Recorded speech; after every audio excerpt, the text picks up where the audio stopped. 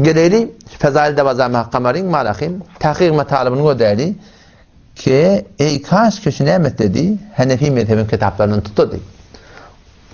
Ayten kitaplarını okuyup ben Riyazus Salihin öyle de Fezail Devazami Hakkamari Hanefi mezhebinin şanını ne etti? Göder sen şunu uçe. Uçe tane Hanefi mezhebini göder. Onu da baş yerden getiren ayıp yok ahi. Onu da uçe Hanefi mezhebinin fıkhını göder. Riyazus Salihin kiminki Şafii mezheb. Sahih Bukhari, İmam Bukhari rahmetullahi aleyh ki kullen fukahaların sünnede. Ondan sonra geriye Fıkh Ahnaf'ta tercüme Feyz Mehmet Beluç. Bir muhteber iyilik var zaten. Feyz Mehmet Beluç yani bolaten ben yali yaşoğlan. Men mulagat edip barak dostane bahs edin adamım. Muhsar Ihya Ulumuddin kiminki? İmam Gazali'nin Şafii mezheb. Kimya Saadet kiminki? Şafii mezheb. Şafii mezhepten.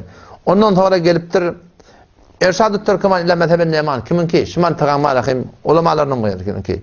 Ondan geliyor Nezhetül Mecalis, Durretün Nasihin. O şekilde Mevlid Nami Hazreti Muhammed sallallahu aleyhi ve sellem. Kimin kitabı? Aya muhteber kitap bir şey. Gencini Adab-ı İslami, Fezail ve Fevaid-i Ruze, falani Müslüman doğan, şunlar muhteber kitap diye. Muhteber kitaplığı, hatsan belli olacak. Geleyle Hanefi mezhebinin fıkhalarına arz ediş kitapları.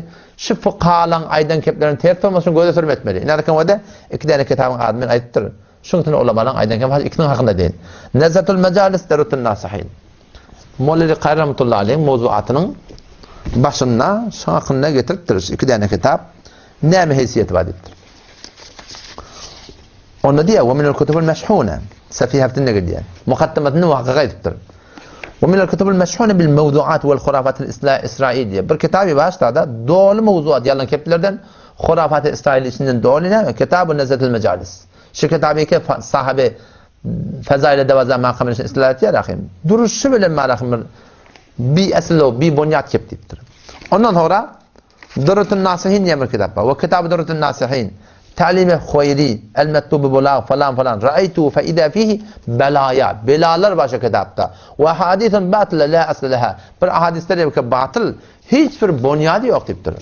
Muhterem Müslüman doğanım. Tenikeş kitabı yaptın ha. Yani yanlışmayan yoktur. Her kim yanlış yarar. Hem mecemi yanlış yarar. Tenha kitabı ki şundan yanlış çıkan kodu neş Allah'ın kelamı. Ben barha şukurun ayet geçtim. Eğer bir hem yanlışmayacak kodak, günahkar olmayacak kodak, ulu il Türk mesela, alem-i cihan İslam'ı. Bu naud billah. O da bir gumrahi ve ödüm gumrahi düşmün, ödüm barahım günahkar çıkı deyin. Böyle adamlar ben gumrahi deyin. Bir şey hakkında kati Allah'tan korkmalı Müslüman doğanım. Bir seri namazlar veriptir. Az cümle Leyletül Regaib Recep ayının avval haftesinde şüpherim namaz okuymalı. Kadir gecede falanca namaz okuymalı. Şaban ayının 15'üne Şeb-i Berat diye şonuna 100 rekat namaz okuymalı. Kara çarşamba deyip bir Tafar ayının ahirinde haftesinde onu oturup at koyup kara çarşamba falan deyip şuna mendeş ve sen de görüyorsun her vaktin inalekem muhtelif farahim ki çap oluyor mantıkada. Belgeleri çap oluyor kitaplarda şeyde 320 tane bela iniye falan et diye şu forum sizlere namaz okuymalı. Müslüman doğan bırak derin ayeti. Aya şeyde bırdat. Hanefi mezhepte bağdat. Hanefi mezhepte bağ da göze sürme namazdan yadan adam yok.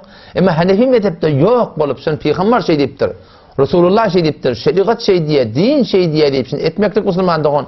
Şehaki piyansam aydan men amile amelen her kimin ki bir iş etti. Feleyse aleyhi emruna. Peygamber şey deyip ettiğim heptir.